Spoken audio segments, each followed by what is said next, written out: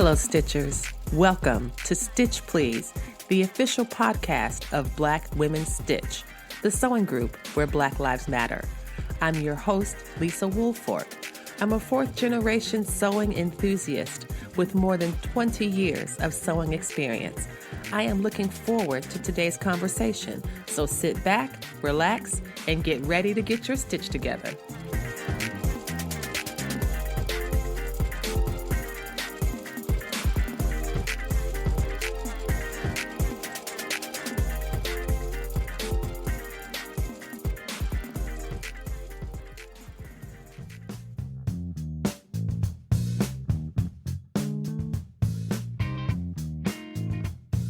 Hey friends, hey, welcome to this Fat Quarter episode.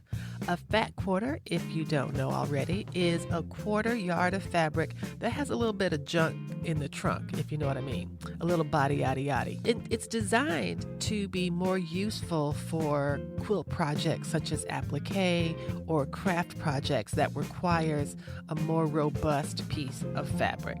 So, a fat quarter is a more consolidated version of a traditional quarter yard of fabric. A quarter yard of fabric measures 9 inches by 44 inches wide, typically for quilting cottons. And that is not particularly useful if you are using paper piecing, for example, as a way to assemble your quilt. So instead of using that long, skinny rectangle, they use a fat quarter. And so this episode is our very first fat quarter episode. A fat quarter in the context of Stitch Please means that we are going to help you get your stitch together 18 and 22 minutes or less. That's right. Each fat quarter episode will be 18 to 22 minutes or less. So here we go.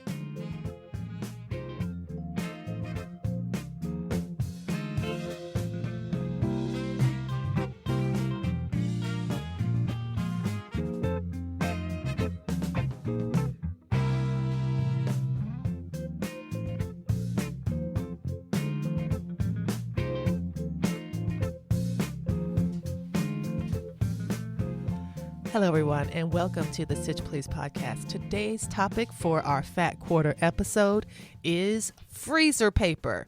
Yes, we are going to talk about sewing with freezer paper. The first thing to know about sewing with freezer paper is identifying freezer paper. Freezer paper is not wax paper. It is not butcher paper. It is not parchment paper. These are all totally different things. But because this is a fat quarter episode and I don't have a lot of time, I'm not going to go through and tell you what these things are not. I'm going to tell you what freezer paper is and what it does. Freezer paper is found in the same aisle as the foil and the wax paper and the parchment paper and butcher paper. But make sure if you are buying something, it says freezer paper. Freezer paper is designed to be used to wrap foods, especially meats, for freezing.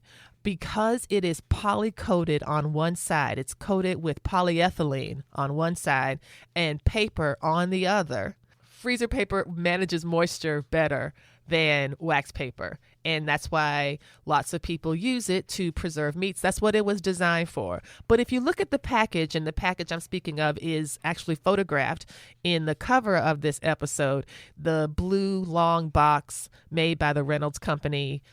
Obviously, no endorsements here, but that's what I use because that's what I've seen. I'm not seeing anyone else make freezer paper in the rolls, but freezer paper is designed to help you wrap things up so that they stay fresh in the freezer longer. For example, if you wrap a piece of meat in wax paper in the freezer, it's good for 3 months. If you wrap it in freezer paper, it's good for a year. Now, that takes out all of the things about vacuum seal bags and all of that. When I'm not talking about vacuum seals, I'm talking about helping people to understand what freezer paper is. And I'm being rather adamant about it because I have gotten into so many, maybe arguments is the wrong word. I've gotten into so many conversations with people who don't know what they're talking about, who often try to convince me that freezer paper and parchment paper are the same things when they are absolutely not the same at all. So make sure that you are using freezer paper. I'm going to include links in the end of this episode in the show notes for you to buy freezer paper, the exact kind I use.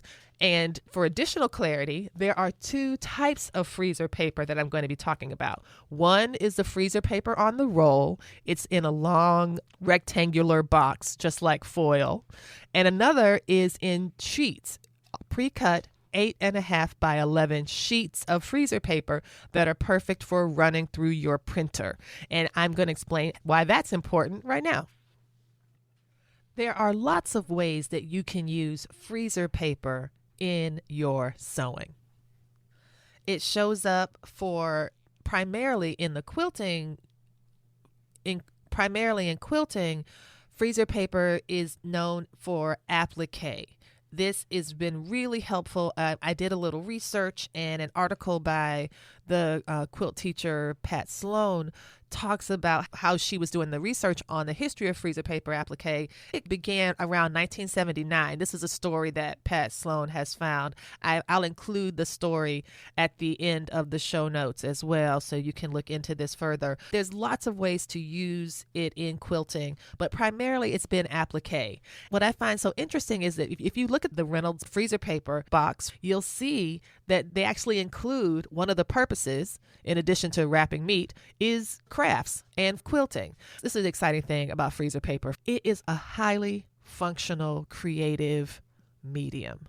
The polyethylene side, the side that is shiny and smooth, is fusible. You can iron that to fabric, especially to cotton fabrics, but I've had success with other fabrics as well. One side is ironable. The other side is smooth. It's for printing. You can write on it. You can run it through a printer, and that's great for patterns.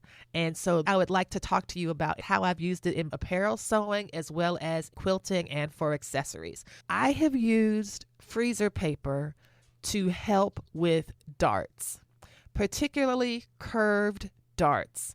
If I have curved darts, or what's called fish-eyed darts, in the back of a garment, and say the garment is white and I don't want to mark anything really dark, I can trace the dart onto the freezer paper, cut it out, and fuse it to the inside wrong side of the fabric. Then I make a light outline, either by pressing my tracing wheel really hard on it or by using a light sketch pencil, like one of the Frixion pens.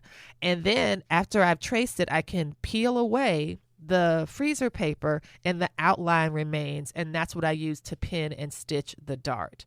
The thing to remember that's really exciting about freezer paper is that you can iron it to fabric many times over without leaving residue behind on your material. This is why folks love it for applique, because it's easy to use, it's easy to iron on, and it's easy to remove.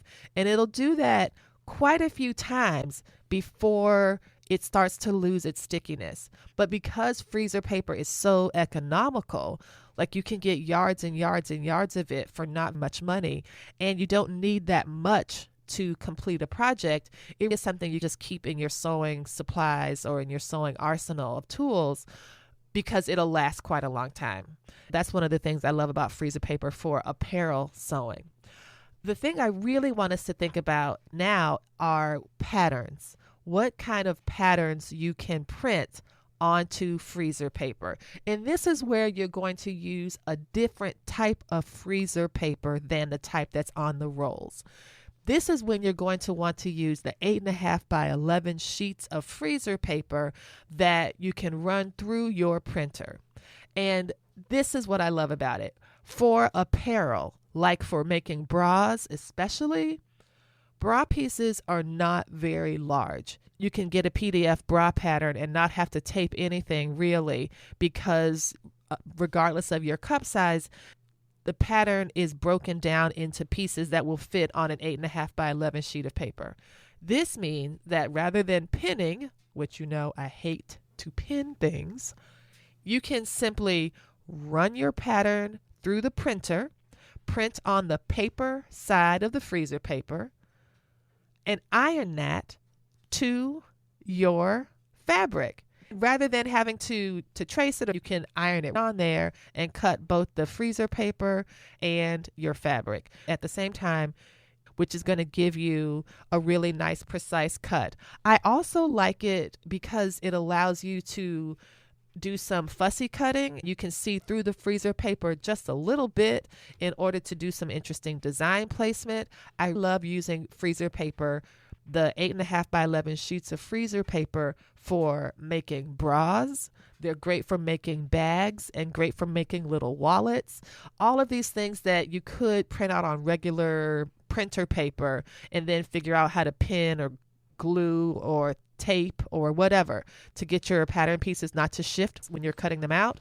And I think that sometimes it can be difficult when, especially if you have special or fine fabrics, but I have had success myself. I'm not saying this will work for anyone else, but I have had success fusing freezer paper to polyester mesh, to satin and silk, to all sorts of bra and underwear fabric, and not have a negative outcome or any type of residue on any of the garments that I made. So anything that makes cutting out little pieces easier is something that I love to do. And freezer paper makes that very easy. I want to wrap up today's episode by talking about the applique purposes of freezer paper. And I'm really excited because Rashida Coleman Hale has released her Hey Ladies collection as embroidery files. And I am so excited. I love the Hey Ladies. I love that they are Black women. I love that the silhouettes are so gorgeous and beautiful and lively. And when I bought the pattern, I saw that there's about 20 pages of templates for these amazing machine embroidery designs.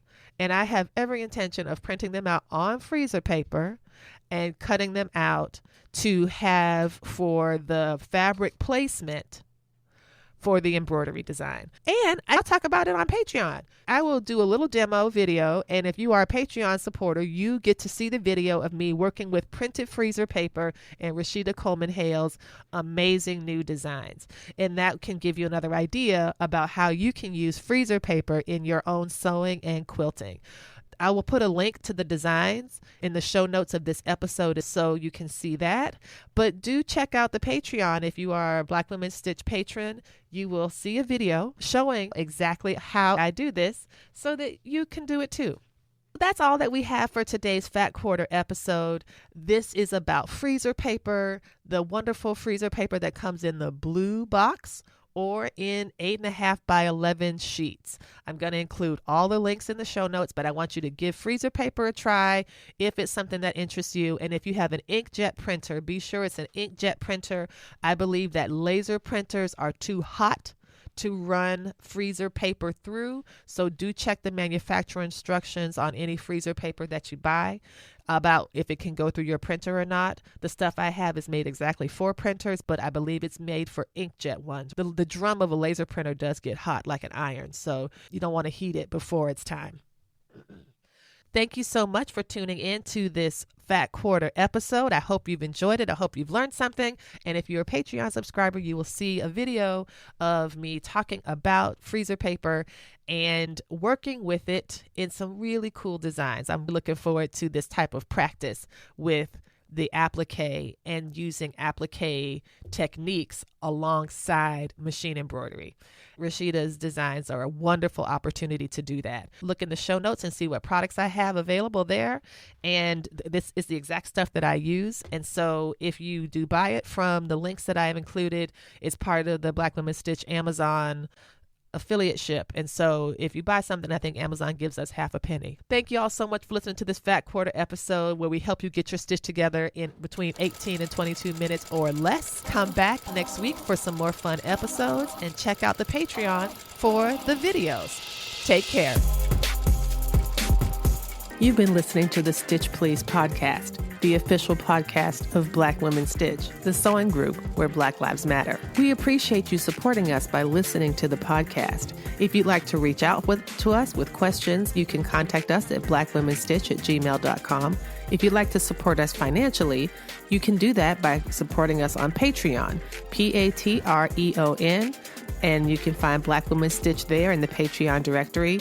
And for as little as $2 a month, you can help support the project with things like editing, transcripts, and other things to strengthen the podcast. And finally, if financial support is not something you can do right now, you can really help the podcast by rating it and reviewing it anywhere you listen to podcasts that allows you to review them. So I know that not all podcast directories or services allow for reviews, but for those who do, for those that have a star rating or ask for a few comments, if you could share those comments and say nice things about us at the Stitch Please podcast, that is incredibly helpful. Thank you so much. Come back next week and we'll help you get your stitch together.